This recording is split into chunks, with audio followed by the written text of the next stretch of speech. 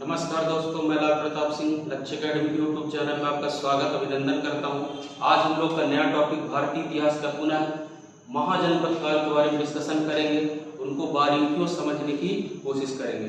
इससे पहले वाले वीडियो में हम लोग भारतीय इतिहास का परिचय, साक्ष्यों के आधार पर इतिहास का विभाजन, सिंधु घाटी सभ्यता, वैदिक काल का पूर्व वैदिक काल, उत्तर वैदिक काल, उनके बारे में डिस्कशन कर चुके हैं। आज हम लोग का नया टॉपिक पर डिस्कशन करेंगे महाजनपद काल। सबसे पहले हम लोग पढ़ चुके थे उत्तर वैदिक काल में लोहे की खोज हुई, जिसके फलस्वरूप जो कबीलाई जनजीवन था वो विशाल साम्राज्य के रूप में स्थापित हुआ, जिसको क्या कहा गया, महाजनपद काल के रूप में कहा गया। इन महाजनपदों में देखें, इसकी जानकारी जैन धर्म के भगवती सूत्र और बौद्ध धर्म के अगंतुर निकाय से प्राप्त होती है। कई बार एग्जाम में पूछा हुआ क्वेश्चन है कि महाजनपद की जानकारी कहाँ से प्राप्त होती है, तो जैन धर्म का भगवती सूत्र और बौद्ध धर्म का अगंतुर निकाय से इन महाजनपदों का उल्लेख प्राप्त होता है। महाजनपदों के उत्कर्ष होने का प्रमुख कारण था लोहे की खोज और गंगा जमुना क्षेत्र में कृषि का उपजाऊपन होना, जिसके कारण इन क्षेत्रों का समृद्धशाली होना इनका प्रमुख कारण था। अब देखें तो महाजनपदों में 16 महाजनपदों का उल्लेख प्राप्त होता है।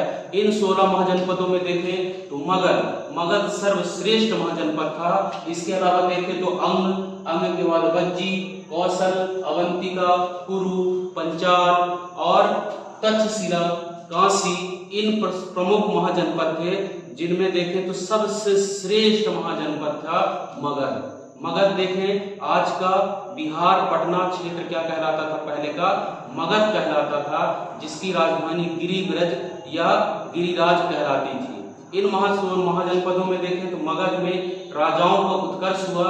इनमें 3 प्रमुख वंश हुए। मगध साम्राज्य में देखें कितने प्रमुख वंश हुए, 3 प्रमुख वंश हुए। इनके बारे में थोड़ा सा जानकारी प्राप्त करेंगे, डीपली हम लोग समझने की कोशिश करेंगे। तो इन 16 महाजनपदों में देखें तो सर्वश्रेष्ठ महाजनपद था मगध। इन मगध में देखें तो सबसे पहला वंश हुआ हर्यक वंश के बाद नागवंश और नंदवंश, 3 प्रमुख वंश हुए। अब इनके बारे में थोड़ा सा जान लेते हैं। हर्यक वंश के जो संस्थापक माने जाते हैं वो बिंबिसार को माना जाता है। किसको? बिंदुसार नहीं भैया, बिंदुसार वो मौर्य साम्राज्य का अशोक के पिता कहलाएंगे। ये थे बिंबिसार को श्रेणी के नाम से भी जाना जाता था। बिंबिसार देखें तो मगध बृहदंतों को हराकर मगध साम्राज्य के राजा बने थे। और किस वंश के राजा थे? हर्यक वंश। क्वेश्चन आएगा मगध साम्राज्य में बिंबिसार किस वंश से संबंधित थे? किस वंश से थे? हर्यक वंश से संबंधित थे। और इनका उपनाम था क्या? श्रेणी। क्या नाम था? श्रेणी। इसके बाद उनका बेटा कौन आया? अजातशत्रु के बारे में बहुत डिटेल पूछता है। अजातशत्रु का नाम था कुड़ी। इसने क्या किया था? प्रथम बौद्ध संगीति का आयोजन कराया था। कहाँ? मगध के राजगिरी के सप्तपूर्णी गुफा में प्रथम बौद्ध संगीति का आयोजन कराया था। क्वेश्चन आता है कि प्रथम बौद्ध संगीति कौन और किस वंश के राजा ने कराया था? तो प्रथम बौद्ध संगीति का आयोजन कौन कराया था? अजातशत्रु, जो कि हर्यक वंश का राजा था।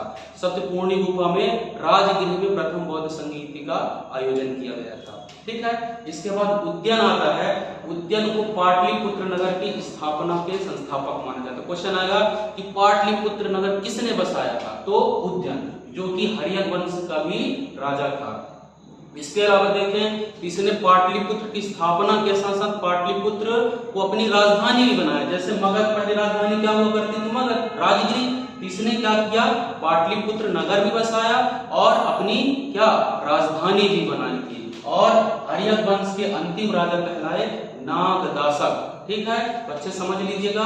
महाजनपद काल में सबसे पहला वंश हुआ हर्यक वंश। हर्यक वंश में कौन कौन से राजा हुए? बिंबिसार, अजातशत्रु, उद्यन, नागदासक। इनका नाम था श्रेणी, इसका नाम कुणी। और जो उद्यन है पाटलिपुत्र नगर की स्थापना भी किया और पाटलिपुत्र को अपनी राजधानी बनाया। और हर्यक वंश का सबसे अंतिम राजा हुआ कौन?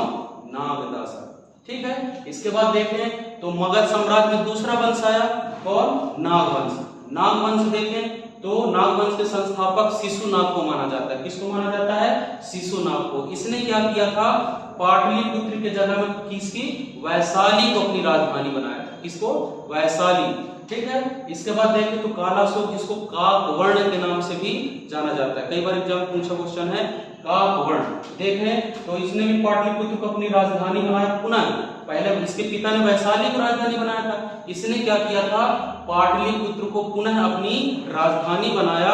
और इसने द्वितीय बौद्ध संगीति, बता चुका हूं कि गौतम बुद्ध के अवशेषों को लेकर उनको स्तूप बनाया जाता था और उनकी संगीति का आयोजन किया गया था। तो द्वितीय बौद्ध संगीति का आयोजन किसने कराया था, तो मगध साम्राज्य के द्वितीय वंश के नाग वंश के राजा कौन, कालाशोक ने द्वितीय बौद्ध संगीति का आयोजन कराया। बौद्ध संगीति के बारे में हम लोग डिटेल पढ़ेंगे, बौद्ध धर्म में हम लोग पढ़ चुके हैं कालाशोक। इसके बाद देखें तो इस वंश का अंतिम वंश कहलाता है नंद वंश। क्या कहलाएगा, नंद वंश। नंद वंश के संस्थापक माने जाते हैं महापद्मनंद। बहुत सारे प्राचीन ग्रंथों में इन्हें शूद्र और नाई जाति का बतलाया गया, बहुत ही बर्बर जाति के लोग थे, ठीक है। इसके बाद महापद्मनंद देखें तो अंतिम राजा हुआ था घनानंद। घनानंद मगध साम्राज्य का अंतिम वंश का अंतिम राजा था। ये वही घनानंद था, अति क्रूर शासक था। जिस समय सिकंदर का आक्रमण हुआ उस समय मगध का राजा कौन था, घनानंद। क्वेश्चन कई बार एग्जाम में आ चुके हैं कि सिकंदर के आक्रमण के समय, सिकंदर के बारे में इससे थोड़ा सा आगे पढ़ेंगे हम लोग, सिकंदर कौन था, कहां से राजा था। तो क्वेश्चन आएगा सिकंदर के आक्रमण के समय मगध का राजा कौन था, तो नंद वंश का अंतिम राजा घनानंद। ये बहुत ही क्रूर शासक था, इसकी मध्य एशिया तक स्तुति बोलती थी। जब सिकंदर आया तो इसके बारे में सुनकर इनके सेना ने व्यास नदी को पार करने से मना कर दिया और थक भी गई थी और व्यास नदी से बाहर जाकर वापिस चले गए थे, है ना।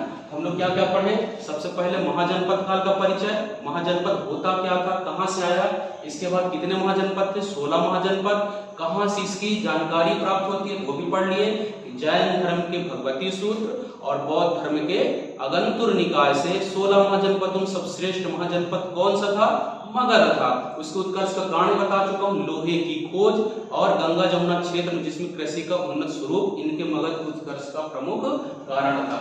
मगध में देखिए 3 प्रमुख वंश हुए, हर्यक वंश जिसमें बिंबिसार, अजातशत्रु, उद्यन, नागदासक। आप इसको आराम से लिख भी सकते हैं, बिंबिसार, अजातशत्रु, उद्यन, नागदासक। जबकि नाग वंश में देखें तो शिशुनाग और कालाशोक, और जबकि नंद वंश में देखें महापद्मनंद और घनानंद, ठीक है। तो ये महाजनपद कहलाया। इसके बाद देखें तो इसी महाजनपद काल में सिकंदर सबसे पहले विदेशी आक्रमणों का दौर भी स्टार्ट हुआ। जब जब भारत की एकता कमजोर हुई है तो विदेशी आक्रमणों का दौर प्रशस्त हुआ। क्वेश्चन बहुत सारे एग्जाम में पूछा हुआ क्वेश्चन है कि सर्वप्रथम भारतीय इतिहास में प्राचीन भारत में किसने आक्रमण किया था। याद रखिएगा, भारतीय इतिहास में सर्वप्रथम आक्रमण किया था ईरानियों ने। कब किया था, 522 ईसा पूर्व में ईरानियों ने आक्रमण किया था। ये देखे तो इसके ईरानी आक्रमण के जो ईरानी थे इनके संस्थापक साइरस पुरुष को माना जाता है। क्वेश्चन आएगा किसने आक्रमण किया था, ईरानी। पीएससी में भी क्वेश्चन आ चुका है कि प्राचीन भारतीय इतिहास में सर्वप्रथम आक्रमण किसने किया था। तो सर्वप्रथम आक्रमण किया था ईरानियों ने। और कहां से आए थे, ईरान से आए थे। और इसके संस्थापक माने जाते हैं साइरस पुरुष। किसको माना जाता है, साइरस पुरुष। और आक्रमण किया था हकमनी वंश के राजा डेरियस प्रथम, डेरियस द्वितीय और डेरियस तृतीय। क्वेश्चन आएगा कि कौन सा राजा था जिसने आक्रमण किया था, हकमनी वंश के राजा कौन, डेरियस प्रथम, डेरियस द्वितीय और डेरियस तृतीय थे, जिन्होंने सर्वप्रथम प्राचीन भारत में आक्रमण किया था। इसके बाद देखें ईरानियों के बाद यूनानियों ने भी आक्रमण किया। यूनानी में देखें 326 ईसा पूर्व में नाम सुने होंगे सिकंदर, जो कि बहुत इंपॉर्टेंट क्वेश्चन है।